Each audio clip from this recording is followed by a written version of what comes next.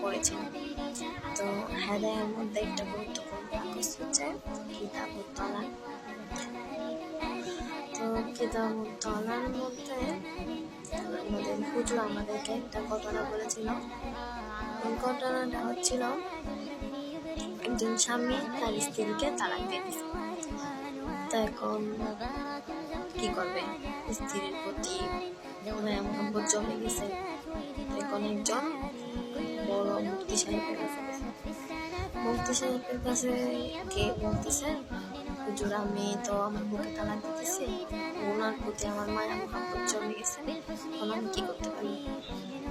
তো মুফতি সাহেব বলতেছেন, যেহেতু তালাক দিয়ে দিস এখন কিছু করার নাই, ছেড়ে দিতে হবে। এখন বেচারা বলতেছে, আমি তো ওরা একটু একটু বুঝি পড়েছি, তো আমি তো তালাক দেওয়ার সময় তো মাথাইছি, তা আমাকে তো তার যেন হচ্ছে তাকেও তাকে অত্যন্ত জোড়াজুড়ি করে।